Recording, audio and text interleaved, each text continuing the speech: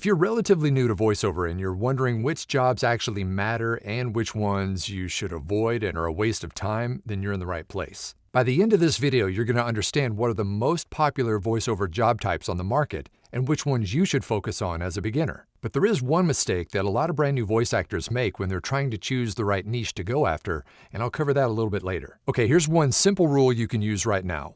The more frequent the job, the more beginner-friendly it is. All right, so what does that mean? Well, it means that jobs like commercials and explainers and e-learning, the jobs that are a little more plentiful out there in the market, are going to be easier to get than, say, video games or animation. This one little filter alone can help you save tons of time and effort and maybe even money by going after some of the wrong opportunities. Now, that may sound simple, but a lot of people still mess this up, and it all connects back to that one mistake that I mentioned earlier. My name's Mike Hathcote. I'm a full-time voice actor, been behind the mic since 1995, and I have helped thousands of people become full-time voice actors from the comfort of your own home. If you want a big picture breakdown of the entire voiceover industry and where you might fit, then we have an upcoming webinar on Tuesday night that's absolutely free, where we're going to kind of pull back the curtain a little bit on the voiceover industry and show you the ropes and see where you might be able to fit in. On this free webinar, what I do is I answer any questions you may have about the voiceover industry and give you kind of a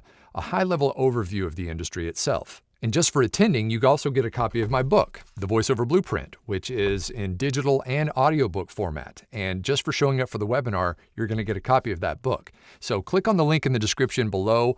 And once again, it's absolutely free to sign up, and I hope to see you there. But until then, let's get back to it. Okay, here are some common problems that a lot of brand new beginners make when they first get into voiceover. And the first is they think all voiceover jobs are the same. So they randomly train, they get the wrong demos, and they end up applying everywhere when they really don't understand which genres or which categories are the best for them. Another thing that beginners do is they choose based on what sounds cool, not what's realistic. And what I mean by that is that, video games and animation are very cool sounding and very fun to do, but they are the most competitive. One more thing that happens with beginners is that they don't match the job type with their skill level. For instance, video games and animation.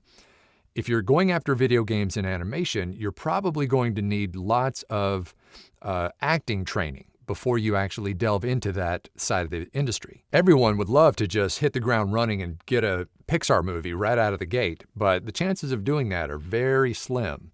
Not impossible, but you can do it if you have the right foundation and you have plenty of training and you work your way up to that. So if you don't really understand where some of those pitfalls lie at the beginning, then this next thing we're going to talk about, which is actually a list of all the categories, it's not really going to make sense. All right, so now we're going to get into the actual categories. And this is not an exhaustive list of categories. There's a lot of really small kind of niche categories out there, but these are the major ones that you're going to have the best chance of getting work. And I'm also going to tell you which ones make the most sense if you're new to the industry. Okay, our first kind of batch of categories are the most beginner-friendly.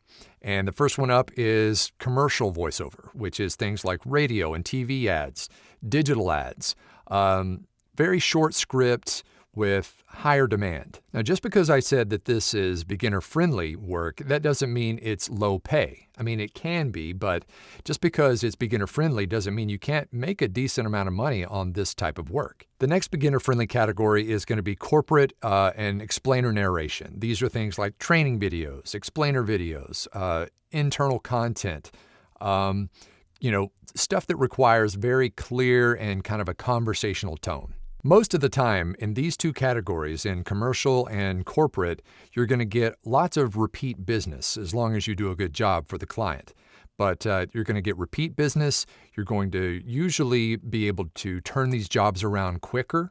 And that's going to kind of help you work your way up into this next category that we're going to talk about here in a sec. The next beginner-friendly category is audiobooks. And the reason why I mention audiobooks is because they are so plentiful. So this kind of goes back to that first rule of the more frequent the job, the more beginner-friendly it is.